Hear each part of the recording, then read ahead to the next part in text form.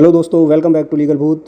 आजकल की जो शादियां हैं वो एकदम मैगी की तरह हो गई हैं। 2 मिनट में बन भी जाती हैं और 2 मिनट में टूट भी जाती हैं। जरा सी कुछ बात हुई नहीं और आपकी जो पत्नी है वो अपने मायके चली जाती है। अब आप बुलाते रह जाते हो। और कई बार केसेस में ये होता है कि आप बुलाए जा रहे हो, 2 साल हो गए, 3 साल हो गए, निकल गए। अब आप सोच रहे हैं क्या करूँ। आपने अपनी पत्नी से आप लगातार बात किए जा रहे हैं कि भाई वापस आ जाओ, ज्वाइन करो हमारी मैरिज को। लेकिन वो तो कह रही हैं कि मुझे आना नहीं है। आप कह रहे हो ठीक है, नहीं आना है तो मुझे डिवोर्स दे दे। वो कह रही है नहीं, डिवोर्स भी नहीं दूंगी। तो अब यहाँ पर ऐसा लगता है कि किसी ने आपकी लाइफ को एकदम पकड़ लिया है, जकड़ लिया है। अब आप ना इधर के रहे हो ना उधर के रहे हो। ये सिचुएशन ऐसी हो जाती है कि मैं हंसूँ या रोऊँ, क्या करूँ। ये सिचुएशन मुझे लगता है आप में से ज़्यादातर सभी के साथ इस टाइम चल रही होगी कि क्या करूँ। मैं अपनी तरफ से कोई केस फाइल कर दूँ या फिर वेट करूँ कि सामने से कोई केस फाइल हो, या फिर मैं डिवोर्स का केस फाइल करूं या सेक्शन 9 फाइल करूं। ऐसे बहुत सारे सवाल आपके दिमाग में घूमते रहते हैं। तो आज इसी टॉपिक पर हमारी ये वीडियो होने वाली है। मैं आपके आज ये सारे डाउट्स क्लियर करूंगा कि आपकी तरफ से अगर सबसे पहले केसेस फाइल किए जाते हैं तो उसके क्या नुकसान हैं और क्या फ़ायदे हैं, या फिर आपकी पत्नी अगर अपनी तरफ से फ़ाइल करे तो उसके क्या फ़ायदे हैं और उसके क्या नुकसान हैं। चैनल पर पहली बार हैं तो प्लीज़ सब्सक्राइब का बटन दबाइए और वीडियो को अंत तक देखिए और ज़्यादा से ज़्यादा किसी भी ज़रूरतमंद के साथ ज़रूर शेयर करिए, क्योंकि इसी चैनल पर आपको मिलती है लॉ की सटीक और बेहतरीन जानकारी, वो भी आपकी भाषा में, एक आम बोलचाल की भाषा में। तो शुरू करते हैं आज की वीडियो को। देखिए, सबसे पहले तो हम 2 पॉइंट्स पे बात करते हैं कि आपको अपनी तरफ से, पति को अपनी तरफ से कोई इनिशिएटिव लेना चाहिए या नहीं लेना चाहिए। तो सबसे पहला तो मैं आपसे कहूँगा कि अगर आपके सिचुएशन में ऐसा हुआ है कि शादी हुई और अब एक छोटी मोटी बात पे या फिर कैसे भी, रीज़न कोई भी हो सकता है, आपकी पत्नी अपने मायके चली जाती है और अब आप उसे फ़ोन कर बुला रहे हैं, या फिर आपने काफ़ी सामाजिक तरीक़ों से भी ट्राई कर लिया है कि वो वापस आ जाए और आपकी शादी को ज्वाइन करे, लेकिन वो ऐसा नहीं कर रही है।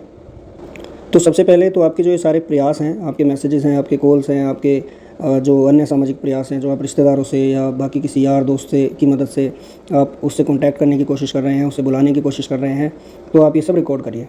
ये आपको डेफिनेटली आपके आगे केस में काम देगा। और फिर मेरी सजेशन आपको ये रहेगी कि आप सेक्शन 9 तो फाइल मत करिए, उसका कोई फ़ायदा नहीं है। पहले सेक्शन 9 जब आप फाइल कर दिया करते थे तो उससे आपको मेंटेनेंस के केस में भी लाभ मिल जाता था, या फिर आप ये कह सकते थे कि मैं तो बुलाना चाहता हूँ। या फिर अब जिसको आना ही नहीं है वो सेक्शन 9 के केस से भी नहीं आएगी। आप बेकार में अपना टाइम और अपना पैसा, अपने एफ़र्ट्स सभी उसमें बर्बाद करेंगे। सेक्शन 9 का कोई फ़ायदा नहीं है। तो अगर इस तरह की सिचुएशन आपके साथ है, आप पहले अपनी तरफ से भरपूर ट्राई कीजिए, उनका पूरा एविडेंस अपने पास रखिए और उसके बाद आप डाइवोर्स फाइल करिए। देखिए, सबसे पहले इसके फ़ायदों के बारे में बात कर लेते हैं। अगर आप तलाक का मुकदमा सबसे पहले लगाएंगे और उसके बाद लड़की है जो उसके बाद 498A DV या फिर अन्य कोई केस आपके ऊपर फाइल कर देती है, आपके परिवार के ऊपर फाइल कर देती है, तो आप यहाँ पर साफ साफ ये प्रूव कर सकते हैं कि इसको गए हुए यहाँ से 2 साल हो गए हैं, 1 साल हो गया है, इसने अभी तक तो अपने मायके जाके कुछ नहीं किया। जैसे ही मैंने तलाक का केस फाइल किया तो इसने काउंटर ब्लास्ट में ये सभी झूठे केसेस मेरे ऊपर फाइल कर दिए हैं। ऐसे एक केस में हुआ भी था, लड़की 2 साल तक अपने घर बैठी रही, उसने कुछ नहीं किया, और वहीं पर लड़के ने जैसे ही 23 तारीख को उसने डाइवोर्स फाइल किया और उधर से लड़की की तरफ से अगले 27 तारीख को ही FIR करा दी गई। तो यहाँ पर लड़के के पास एक बहुत अच्छा ग्राउंड बन गया कि ये साफ साफ काउंटर ब्लास्ट है। वहीं पर देखिए, जब उसने आने से मना कर दिया है, ये आपका दूसरा फ़ायदा है। अगर उसने आने से ही मना कर दिया है और वो नहीं आना चाहती है तो ये तो एक ना एक दिन होना है। इससे अच्छा है कि क्यों अपना टाइम वेस्ट किया जाए, अपने आप को फ्रस्ट्रेशन में लाया जाए। ठीक है, आप फिर सामने वाले से उसी हिसाब से डील करो कि भाई या तो हमारी लाइफ में आ जाओ या फिर चले जाओ, तो आपका टाइम ज़्यादा ख़राब नहीं होगा। ये इसका दूसरा फ़ायदा है।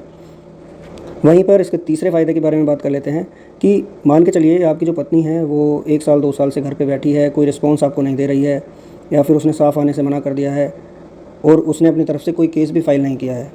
तो यहाँ पर जो केस करने में देरी हो रही है, FIR दर्ज कराने में देरी हो रही है, ये भी आपको केस में आगे फ़ायदा देगा। तो आप अपनी तरफ से 1 साल 2 साल जब भी आप केस फाइल कर रहे हो उसके तुरंत बाद वो करेगी ही, क्योंकि जैसे ही वो कचहरी पहुंचेगी तो वहाँ पर उसको इसी तरह के सजेशन दिए जाएंगे कि ये कर दो, वो कर दो, इतना पैसा मिलेगा, उतना पैसा मिलेगा। वहीं पर अब इसके नुकसान के बारे में बात कर लेते हैं। कई बार ऐसा होता है कि जब 1 साल 2 साल हो जाते हैं, लड़की आने से मना कर देती है, तो वो ऐसा भी सोच रही होती है कि चलो ठीक है, अलग हो जाते हैं। लेकिन जैसे ही आप कोर्ट कचहरी शुरू करते हैं, आप केस फाइल करते हैं, तो उसके अंदर एक ईगो आ जाती है और यहाँ पर अगर उसे केस नहीं भी फाइल करने होते हैं तो भी वो आवेश में आकर केस फाइल कर देती है।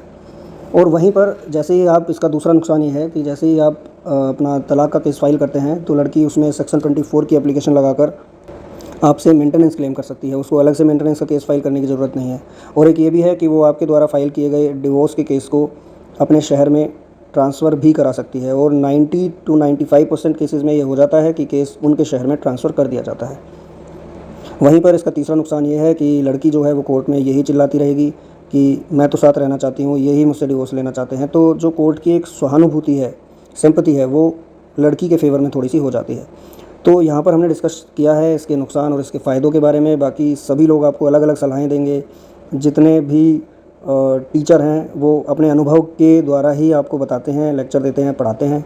तो कोई किसी मेथड से किसी क्वेश्चन को सोल्व कर रहा है, कोई किसी मेथड से किसी क्वेश्चन को सोल्व कर रहा है। बाकी बेस्ट तो सिचुएशन पर डिपेंड करता है कि आपके केस में क्या स्टेप लिया जाए। उम्मीद है आपके सभी सवालों का जवाब मैं आज इस वीडियो में दे पाया हूँ।